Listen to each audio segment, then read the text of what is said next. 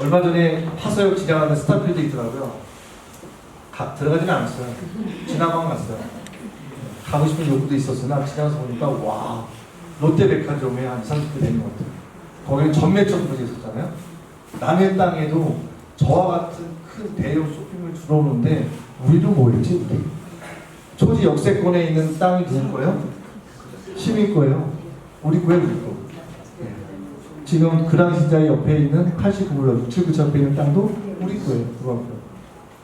이 좋은 땅 못하는 거예요. 초지 역세권 같은 경우에는 KTX가 씁니다. 인천서 오는 KTX가 쭉 옵니다. 노선을 타고. 그래서 그것이 초지역에서 쓰고요. 그게 어촌 정도 갑니다. 어촌역. 어촌역에 아무것도 없어요. 근데 그 당시에 그쪽의 화성에 정말 쓴 국회의원이 하나 있었어요. 그 양반이 거기에 둔 거예요. 이니셜 있죠. 서청원 대표가 한 거예요. 그 힘으로 한 거예요. 힘으로. 가보면 뭐 있어요? 아무것도 없어요. 거기 들어올 일도 없어요. 근데 거기다 한 거예요. 아무 발전되겠죠. 그러면 초지역에서 기존 노선을 타고 가는 겁니다. 사리를 통해서 어촌역에. 그래서 어촌역에서 다시 이제 타면 본선을 타는 겁니다. 광명역에서 오는 기존에 있는 고속 본선, 거기서부터는 초고속이고요. 기존에 있는 노선은 완성으로 가는 겁니다. 그렇게 되면 KTX의 초지역에서 광주든 부산이든 2시간 만에 가는 거예요. 광명역이 성장했듯이 KTX 거기에 원시 소사선이 있고 안산선이 붙는 거잖아요. 이 안산은 가장 핫한 지역이에요. 그 앞에 엄청난 땅을 우리가 갖고 있어요. 파랑전지와 함께. 여기가 화서역에 있는 위치보다 나쁜가요? 도로도 엄청나게 잘 뚫려 있잖아요.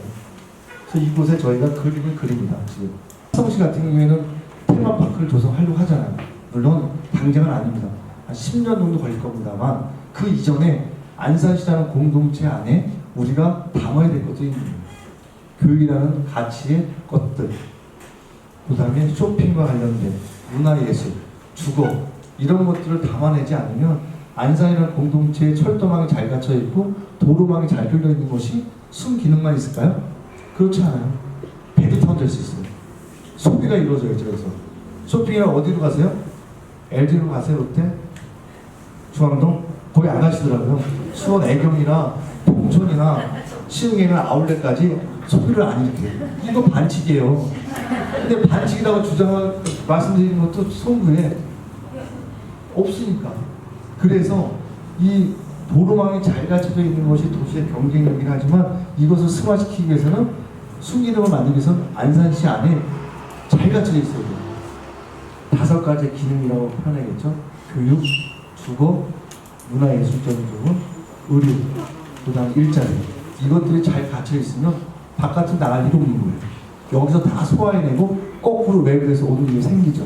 그래서 그것을 사실 초지 역세권에 만들려고 하는 겁니다. 그래서 이것을 안산시가 이제 유치를 하려고 건의를 한 겁니다. 근데 안산시가 유치했기 때문에 여기서 발생되는 모든 비용은 누가 내야 돼요? 안산시가 내야 됩니다. 이 예산이 만만치 않아요.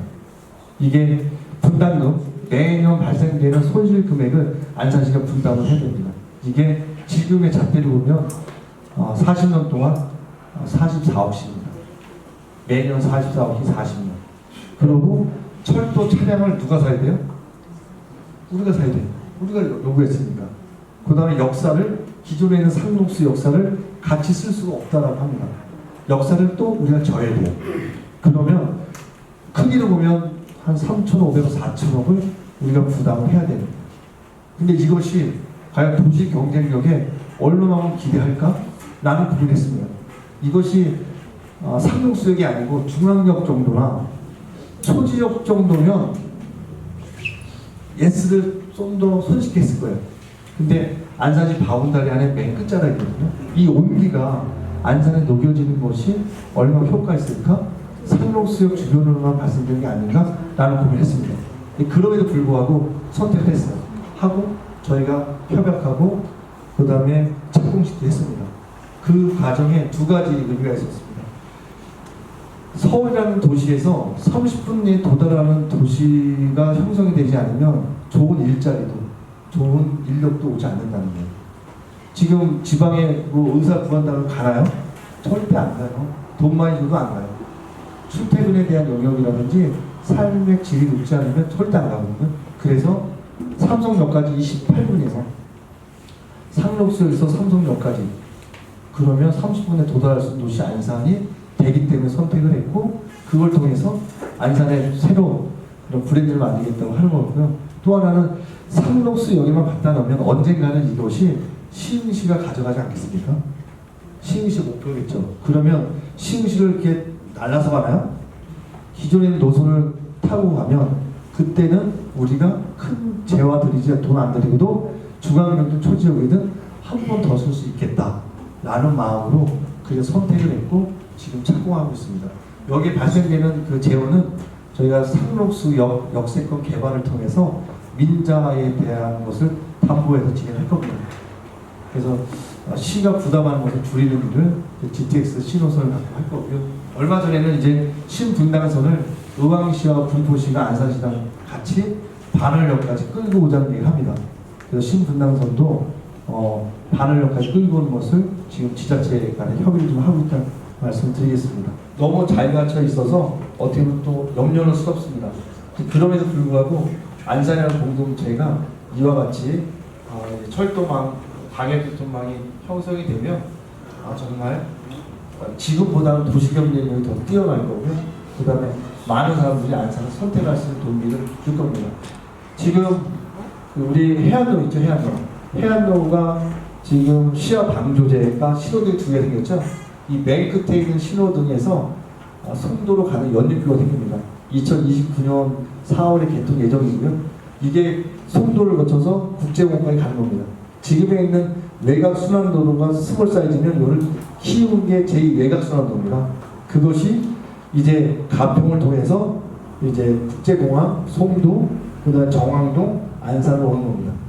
그래서 안산에서 국제공항까지 한 25분, 30분 갈 거고요. 그다음에 경기도 가평도 1시간 이내 갑니다.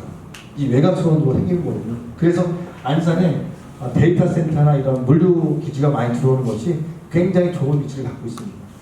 그래서 이 외곽순환도가 뚫리면 더 많은 그런 도시경쟁을 담보할 수 있습니다. 대부도입니다. 아까 개뿔이라고 얘기했는데 대부도인데요. 대부도에 저희가 이제 대부도 종합발전 계획을 지금 하고 있습니다. 3, 2년 동안 한 번도 하지 않았어요. 한 번도 안 했는데요. 이번에 용역하고 있습니다. 그래서 시대가 요구하는 도시 발전상을 대부도에 놓으려고 하고 있고요. 이런 느낌입니다.